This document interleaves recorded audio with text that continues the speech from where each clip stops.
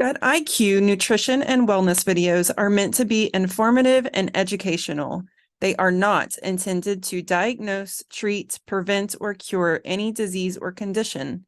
It is not intended to substitute the advice, treatment, and/or diagnosis of a qualified licensed healthcare professional. Hello and welcome back. Today, I am going to talk about some signs and symptoms and things to look out for with mold toxicity, what mold toxicity even is. So, as I had stated before, everyone presents with mold toxicity in different ways. And it's very interesting because there can be a whole house full of people that don't have any signs or symptoms. It doesn't affect like being around, we all have molds in our environments. There is a certain level of mold in everyone's home, but it's just the higher levels and people and toxic molds, and then also introducing those toxic molds to people that have suppressed immune systems. Maybe they already have asthma and allergies, that things that make it harder for them to deal with those molds and process and eliminate the molds. So if you can't detox, your body naturally is supposed to detox these molds, and for some of us, that just doesn't happen. So wanted to go over some signs and symptoms. I certainly didn't have all of these, and maybe you don't either. But maybe if there's just an issue that you're having, one of these things that just isn't seeming to go away with medication, or it's just you're not finding any answers or resolution, then maybe ask yourself if you suspect that there might be any water damage or mold in your home or in a previous home even that might still be in your system. So mold toxicity is actually, it says mold triggers a neuroinflammatory response in your body, which can damage your DNA, gut, and brain. Long term, it results in an immune suppression, making it hard to fight off or recover from infections. And so to go over some symptoms that people might experience or people frequently experience. Number one is asthma and respiratory problems. I have, like I had stated before, I have multiple friends with mold toxicity that they are detoxing from, that they're remediating from their home currently. And I know one of my best friends for sure has a lot of issues with asthma.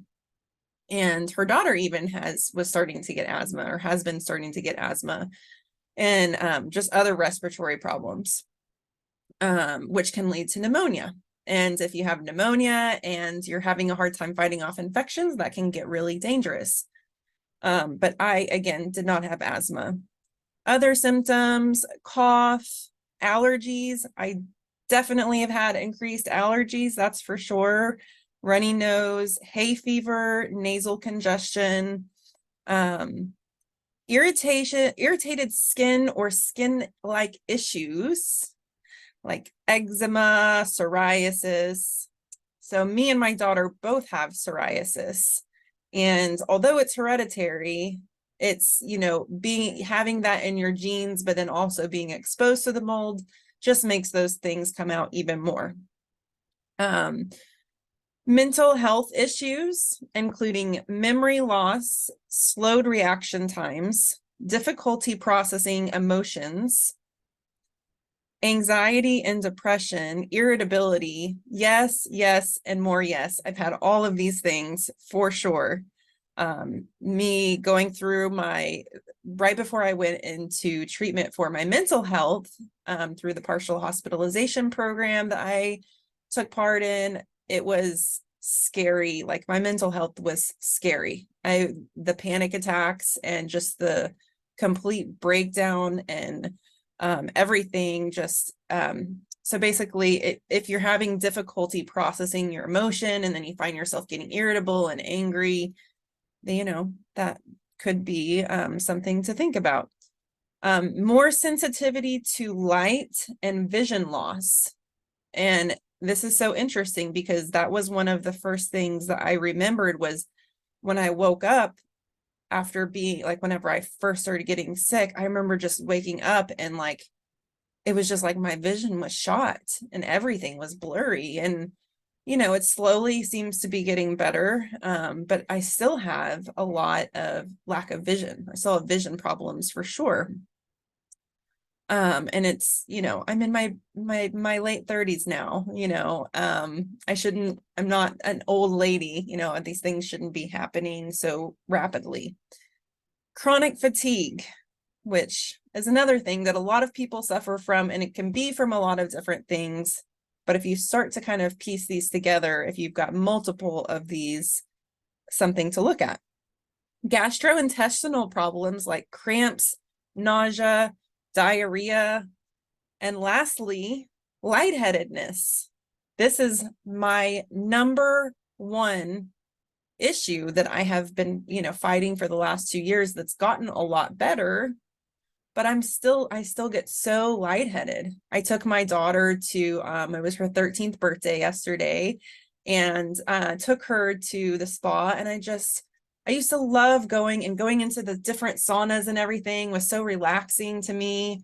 And I was excited because it also helps you detox from mold, but I was going in and coming out just so lightheaded that I felt like I could faint. And so I didn't get to go into that many, especially not the really hot ones. And it's just something that I've just still kind of been struggling with, and it's been lingering. So just something to think about if you still are struggling to find where some of these things are coming from, might just be something to look at. So people that are at a higher risk for mold toxicity, if you have lived previously, you know, maybe not your current house, but maybe you were in a house before that was really old and, you know, had just kind of like some soggy, like water damaged areas. Doesn't even have to be that old. My house is only 5 years old, but I have a few areas with some water damage, and I didn't really think much of it until all of this started coming up. And foods can also have mold or mycotoxins that can be really damaging to our body. And some foods that are in the highest concentration of molds or mycotoxins are grains, nuts, especially peanuts, seeds, coffee, and hard cheeses. So I'm interested to know if you could leave a comment if you've ever had mold toxicity, or have any of these symptoms currently. Let's talk about it. So just comment and give me a shout. Let me know what your experience has been. I would love to hear it.